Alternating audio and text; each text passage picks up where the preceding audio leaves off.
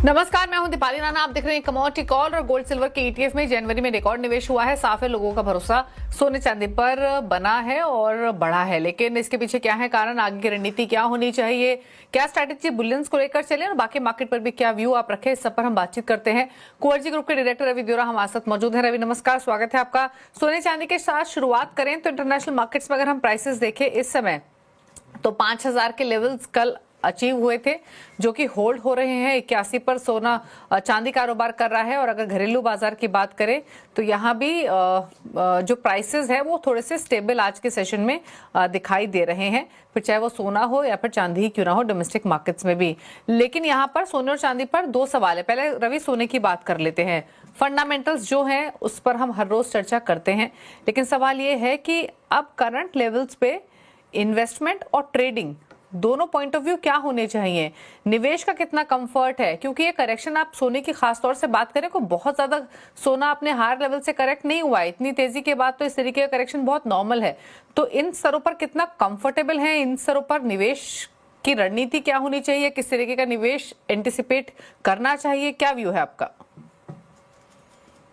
जैसे I think ये दिख भी रहा है। आई थिंक आज म्यूचुअल फंड का जो डेटा आया उसमें क्लियर कट, लास्ट मंथ का भी डेटा में क्लियर कट गोल्ड में अच्छा एटीएफ में रुझान था और इस महीने में भी अच्छा रुझान है। तो आई थिंक वैसे भी हमने 3-4 महीने से बोल रहे हैं कि जिसको भी अभी मीन्स हायर रेंज पे गोल्ड में एंटर होना है वो through SIP systematic investment through यहाँ पे एंटर हो सकते हैं। अदरवाइज प्राइस का रिस्क बढ़ेगा और ऐसे ही वोलेटिलिटी हमने ये महीने में आते हुए देखी है। सेम सिल्वर में भी इंटरेस्ट ज्यादा है पोस्ट करेक्शन।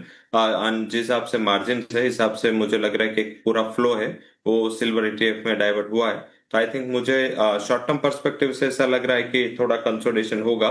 कल यूएस के जॉब मार्केट के इंपॉर्टेंट डेटा आने हैं और उसके बाद चाइना ये सप्ताह के अंत से क्लोज होगा, बाद में वो 23rd को ओपन होगा। तो बेसिक चाइना के ओर से भी काफी वॉलेटिलिटी मींस के हमने बुलियन में आती हुई दिखी थी और शंघाई एक्सचेंज में भी और रिएक्शन काफी देखा हमने। तो हिसाब से वो एक्सचेंज जब बंद रहेगा तो शायद लग रहा है कि एक साइडवेज फॉर्मेशन होगा।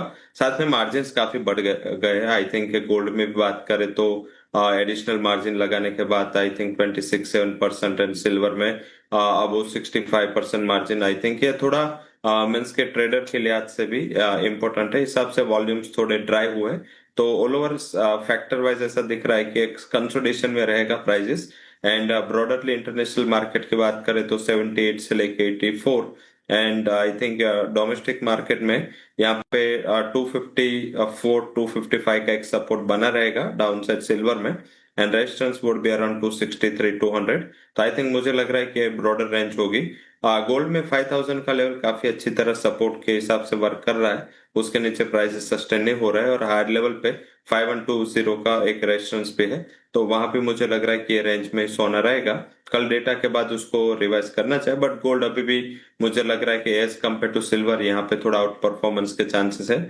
ईरान वाला अभी भी इश्यू अभी भी इंटेक्ट है, ग्लोबली अनसर्टनिटीज एंड वॉलेटिलिटी अभी भी है। तो यहाँ पे गोल्ड में बाय एंड डिप्स का स्ट्रेटेजी रखे। 259 मीन्स के जो चांदी उस हिसाब से गोल्ड 1 लाख से ज्यादा नीचे चल रहा है एंड पर्टिकुलर यहाँ पे 157,500 पे बाइंग का रिकमेंडेशन होगा। Stop loss would be 156,800 and target would be around 158,900। तो मुझे लग रहा है कि गोल्ड में जो तेजी है वो थोड़ी शॉर्ट कवरिंग आगे बढ़ सकती है। ओके, चलिए, तो ये रही रणनीति आपके लिए सोने और चांदी दोनों पर, निवेश हो या ट्रेडिंग हो, या फिर क्या रेंज रह सकती है, कौन सी कमोडिटी आउट परफॉर्म कर सकते हो। रवि ने अपना व्यू दिया। एक ब्रेक के लिए यहाँ पर रुक रहे हैं।